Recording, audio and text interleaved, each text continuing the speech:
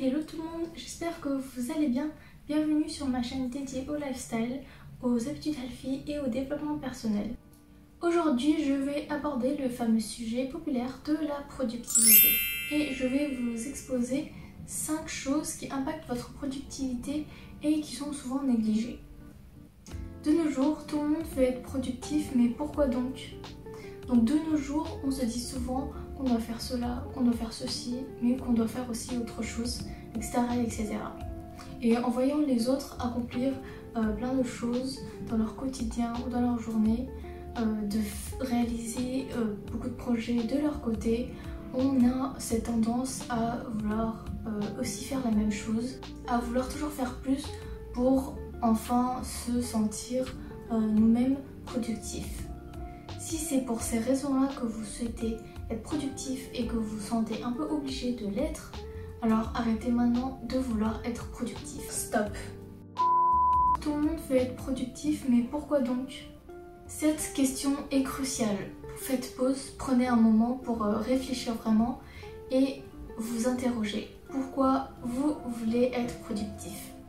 Vous allez forcément me dire pour pouvoir accomplir plus de choses, certes, mais il y a sûrement d'autres choses derrière. Alors ici, il n'y a pas de bonne ou de mauvaise réponse. Chacun a une situation différente, donc chacun de nous va apporter une réponse différente des uns des autres. Ce qui est le plus important ici, c'est d'être le plus honnête avec soi-même. Qu'est-ce qui fait que vous voulez vous rendre plus productif? Pour ma part, je souhaite être plus productive parce que je travaille sur des projets que je souhaite développer et mettre en place, comme par exemple développer ma chaîne YouTube ou encore travailler sur mon apprentissage du japonais pour pouvoir passer le GLPT N2 ou N3 en décembre. Et vous, quelles sont les raisons pour lesquelles vous souhaitez être productif? Partagez-moi les réponses en commentaire et je serai curieuse d'en apprendre un peu plus sur vous. Clarifions quelques points. La productivité, ce n'est pas faire 10 000 tâches dans la journée et puis être occupé H24. Être occupé est différent d'être productif. Être occupé, c'est ne pas avoir de temps libre, être pris par des tâches quelconques, qu'elles soient utiles ou non à votre projet. Être productif, c'est utiliser vos ressources, par exemple votre énergie, votre temps, de manière efficace et optimisée afin de pouvoir créer de l'impact, du résultat, des valeurs pour votre projet. En d'autres termes, c'est faire plus avec moins. Passons maintenant aux 5 choses qui impactent votre productivité. Premièrement, se rappeler de son pourquoi, de la raison pour laquelle on a voulu commencer. Vous vous souvenez de la petite étincelle qui est apparue en vous et qui vous a poussé à agir pour commencer ce voyage?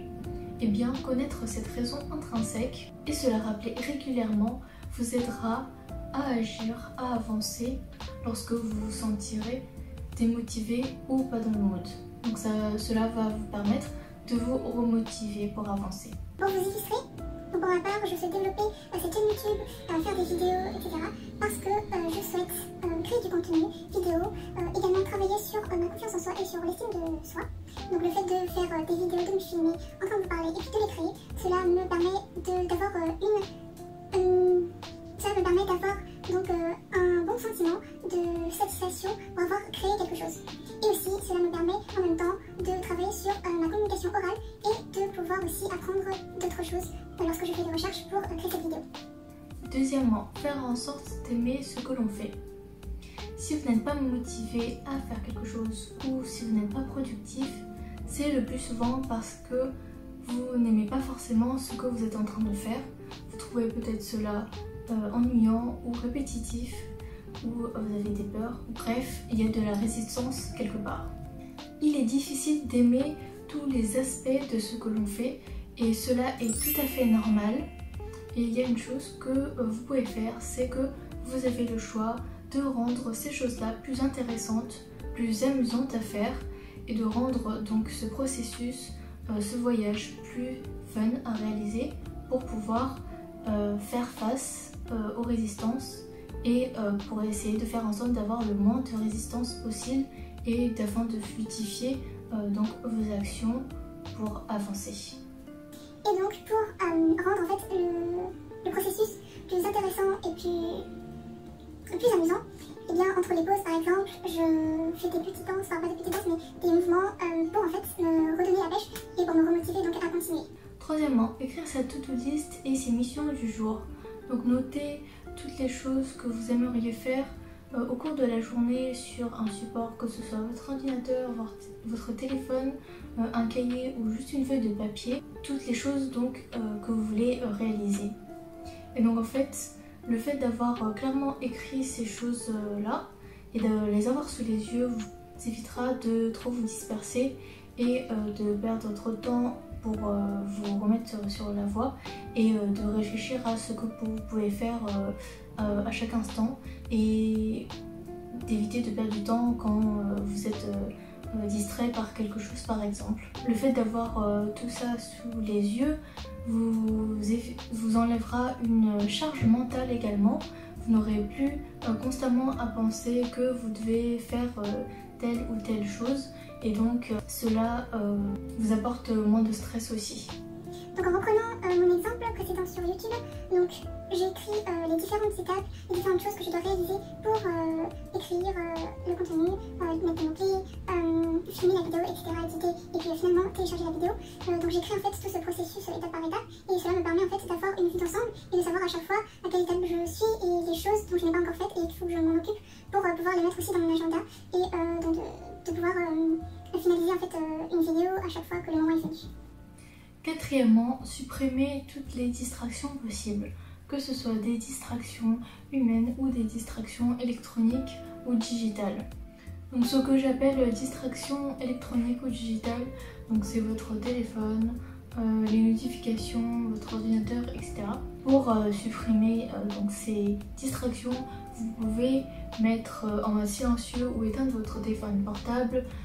Également gérer les notifications pour éviter de les recevoir sur le téléphone ou sur votre ordinateur, notamment les notifications des réseaux sociaux sur votre ordinateur, de les bloquer pour éviter de les recevoir et d'être distrait quand vous travaillez sur un projet qui requiert beaucoup de concentration et beaucoup de temps également.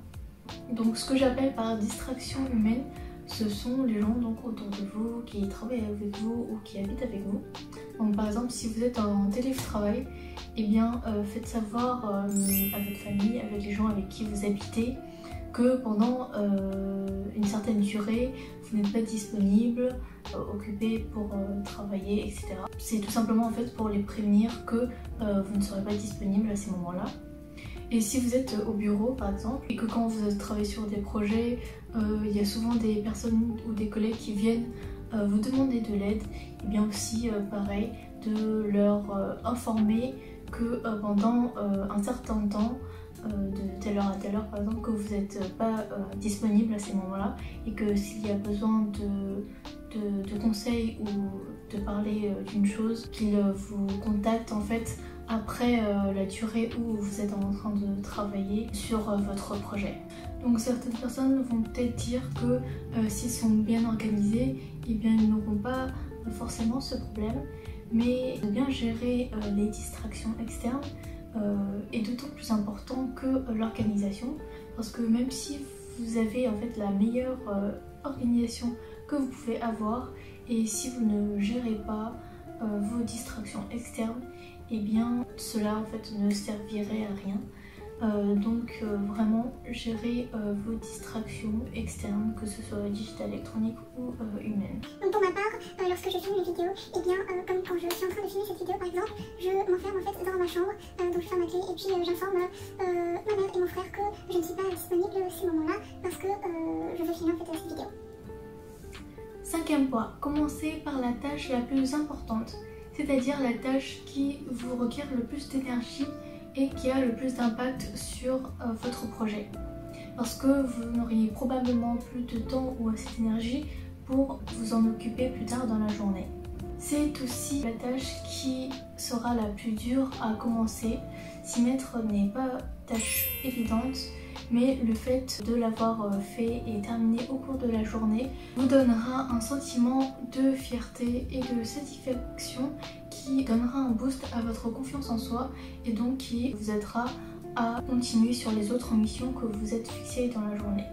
Donc c'est que du bénéfice. Vous avez maintenant les 5 clés en main pour vous y mettre et commencer à être plus productif. Donc premièrement, se rappeler régulièrement de son pourquoi. Deuxièmement, faire en sorte d'aimer ce que l'on fait.